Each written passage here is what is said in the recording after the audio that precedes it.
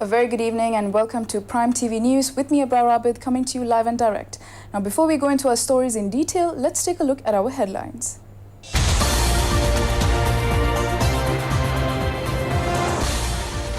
President points out to the world from Kenya the significance of living in a secure environment. The Grama Niladhari recommendation is sufficient for the transport of less than 35 cubes of soil. 2 die and another is injured in a shooting in Moratumulla. The second Special High Court is declared open.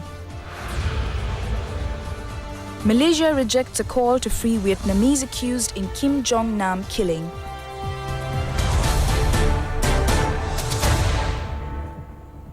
Now, in our lead story, President Maithripala Sirisena has said that the main responsibility of everyone today is to ensure the right of the people to live in a secure environment and to introduce environmental-friendly economic trends based on sustainable global economic indicators. The President made this observation delivering his special address at the 4th session of the United Nations Environmental Conference being held in Nairobi, Kenya. The theme of the United Nations Environment Conference is Innovative Solutions for Environmental Challenges and Sustainable Consumption and Production. President Maithripala Sirisena joined in this conference as a special invitee on an invitation extended by Kenyan President Uhuru Kenyatta. The President and the other state leaders walked to the conference premises to participate in the conference. French President Emmanuel Macron and Madagascar President Andry Rajoelina joined in the conference. The conference is being held at the United Nations Environment Organizational Head Office in Nairobi. It is being attended by a group of environment ministers of 58 countries and more than 5,000 representatives. On arrival at the auditorium, President Maithripala Sirisena was accorded a rousing welcome by Cabinet Secretary of Kenya, Monica Kuma, and a group including Deputy Secretary General of Kenya of the United Nations. A parallel conference under the title New Business Models for Renewable Energy opened before the inauguration of the main conference, and it was attended by President Maithripala Sirisena. It was followed by the opening of the 4th session of the United Nations Environmental Conference. Now, State Minister Ajit Perma has said that if soil less than 35 cubes are transported, the recommendation of the Grama Niladhari will be considered as permit. He expressed this view joining a news conference.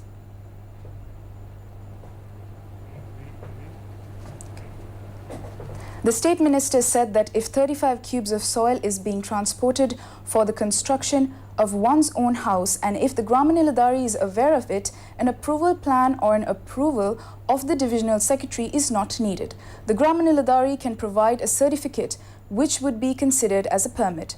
But there is a law that the soil cannot be transported in big trucks but in lorries of 2 cubes or less, and also the transport should be undertaken between 6 a.m. and 6 p.m. The circular in this respect has been issued on the 12th.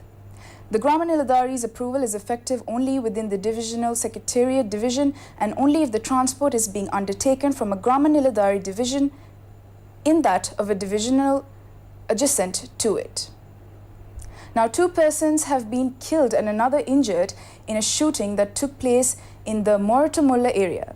The Office of the Police Media spokesperson said that 2 gunmen on a motorbike had opened fire using a shotgun and fired the area. The shooting had taken place at around 10:30 this morning. The gunmen had opened fire at 3 persons who were standing by the roadside opposite a house. A bus owner and his son's friend had died in the incident. The son of the bus owner sustained injuries and has been hospitalized. It is revealed that the shooting had taken place due to a personal dispute. One of the shooters had been identified. The police said that the investigations are being carried out to arrest the suspects. Now, the second permanent High Court at Bar that will take up for consideration large-scale financial fraud and corruption cases was declared open today. This second permanent High Court at Bar was declared open by Minister Thalata Atukorala. The Chief Justice has appointed 3 judges for this court. Accordingly, R. Gurusingha, Amal Ranaraja and Sashi Mahendran, serving as High Court judges, have been appointed to this court. The Cabinet of Ministers had approved the launch of 3 special High Courts to expedite the sorting out of large-scale financial fraud and corruption cases. Accordingly, the government took action to set up these special High Courts according to the recommendations of the Supreme Court under the Judicature. Minister Thalata Atukorila said that as a policy of the present government, action was initiated to set up special high courts to take up cases concerning large-scale financial fraud and corruption. It was planned to establish 3 high courts. She said that the Attorney General and the Director of the Bribery Commission have the powers of filing cases in this high court. Now in more local news, the appeal filed in the Supreme Court against the appeal court's stay order on the functioning of Mahinda Rajapaksa as Prime Minister and his cabinet was withdrawn by petitioners. The attorney representing the petitioners had told the court that the petition would be withdrawn since the petition, which led to the imposition of the interim order, was withdrawn from the appeal court this week. The Supreme Court on December 14th last year had rejected the appeal filed by Mr. Rajapaksa seeking to stay the interim order issued by the Court of Appeal. The petitioners sought an interim order by claiming that the appeal court's interim order was erroneous and therefore considered null and void. Prime Minister Ranil Wickremesinghe and 122 parliamentarians, including the former Cabinet of Ministers, were named as respondents in the petition.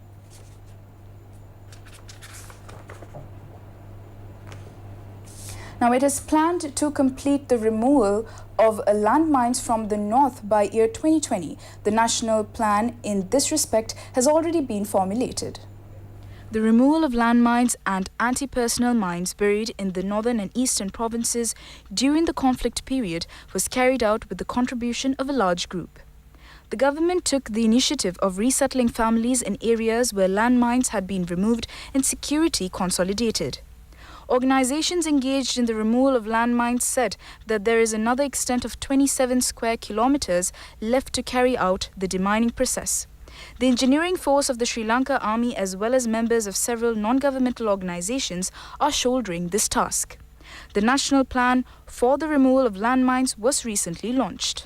Director of the Demining Centre V. Sivanyana Soti said, "We will be able to clear the landmines within a very strict time frame, and Sri Lanka can be a mine-free country by 2020, and we expect that the donors and development partners and your excellencies will be able to convey the messages to your governments and see whether what possibilities are there, whether what type of support and assistance you can give. Some of them can give for land clearance, some of them can give even for victim assistance." Now, the Sri Lanka Freedom Party and the Sri Lanka Podujana Peramuna held a discussion on the launch of a new alliance. The talks were held at the opposition leader's office. Party representatives expressed views to the media after the talks. General Secretary of the Sri Lanka Freedom Party parliamentarian Dayasiri Jayasekara said that they commenced a successful beginning. They're prepared to work with dedication. They commenced preliminary talks for the establishment of an anti-UNP broad alliance. He was optimistic that they could move forward successfully. They plan to discuss more matters on the 21st of this month.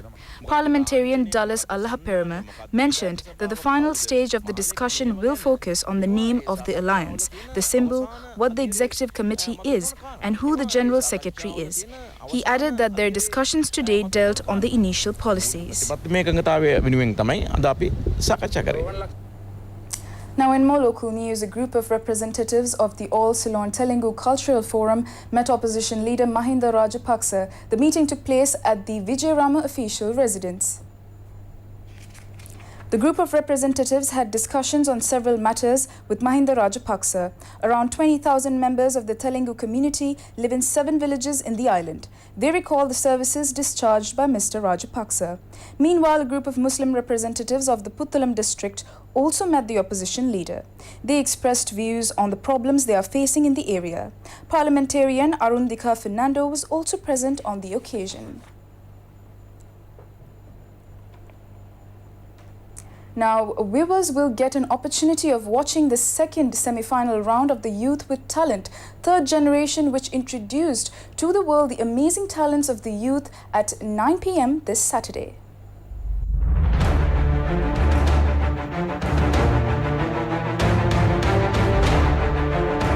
This reality program is gifted to the nation jointly by the National Youth Services Council and ITM. The Youth with Talent reality succeeded in making the talented the wonder of wisdom for 3 years.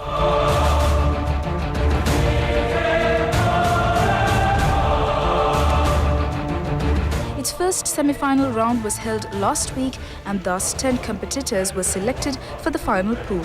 They were Tharindu Rumayanta, Beat Killer, Sahibu Yamin, Atif, Chandana, Umesha, Allahakon, Kelum, Lakmal, Origins, Three Sisters and Magician X. Another group is slated to join the pool in the second semi-final round. The most talented are due to be selected for the final competition through this pool. The winner will receive gifts and cash prizes totaling 10 million rupees.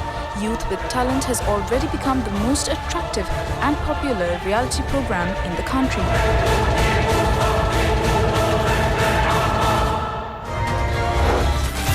Youth with Talent. Now in more local news, the Health Ministry has said that it will further expand the branch network of the State Pharmaceuticals Corporation. According to Osusalas, are to be set up soon in towns such as Kegol, Badulla, Matale, Ambalanguda and Darga town. The Health Ministry said that the State Pharmaceuticals Corporation has already achieved a major progress. Its profits that stood at 744 million rupees in 2014 had risen to 1,719 million rupees by the end of last year. 4,865 million rupees was obtained from the drugs imported and sold by the State Pharmaceuticals Corporation within the local open market in 2014. The ministry said that this had increased to 7,458 million rupees by last year. After 2015, up to date, the new job opportunities provided was 298. The ministry said that it was possible to increase the salaries of workers by 50% in the year 2017. Now, 7 persons who had carried out excavations with the aim securing treasure have been apprehended. The raid was carried out at 2 locations. 3 suspects who had been hunting for treasure in the Thambalaveva area in Jayantipura in Mineria were successfully nabbed by the Mineria police. Officials of the Antiquities Protection Unit of Polonnarua had carried out the raid following a tip-off received. The suspects were due to be produced in the Hinguraggoda Magistrates Court. 4 more suspects who were engaged in treasure hunting in the Manamapetiya Reserve in Polonnarua have also been taken into custody. The Polonnarua police carried out the raid following a tip-off they had received. The police said that the suspects were due to be produced in the Polonnarua Magistrates Court today.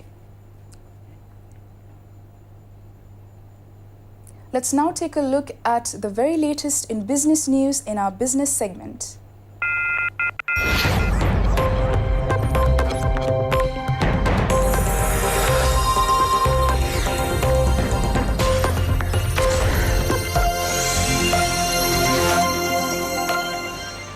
The Cabinet this week approved a proposal to award 28 projects of 1 megawatt under the second phase of the Surya Bala Sangramaya program spread across the country.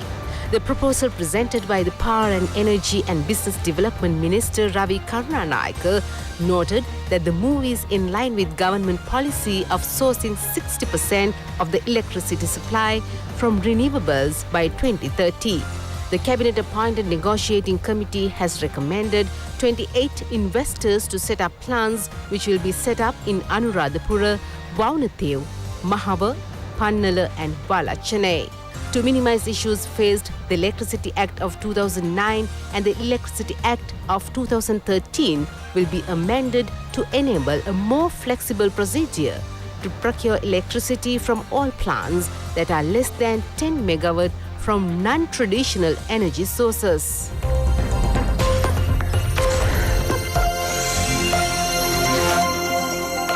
The benchmark all-share price index gained 25.83 points, close at 5,632.79, while the S&P Sri Lanka 20 index gained 19.98 points, close at 2,771.28.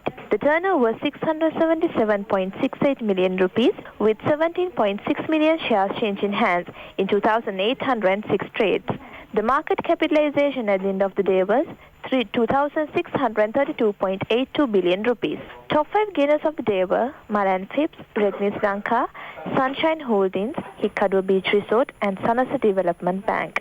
While the top 5 losers were Tesagro Non-Voting, Blue Diamonds Jewellery, Nation Lanka Finance, Amana Takaful Life and Unisys Engineering. Today's foreign purchases were 284.7 million rupees and foreign sales were 303.65 million rupees.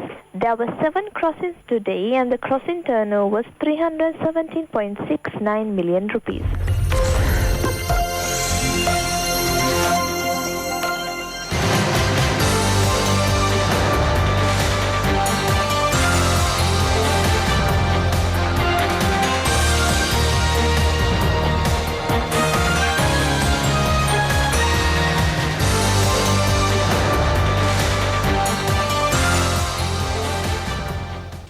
Now, Prime News returns tomorrow, and in the meantime, do visit our website www.itnnews.lk, your go-to source for the very latest in news at home and overseas. Now, for the Prime TV News team, I'm Abrar Abid. A very good evening and take care.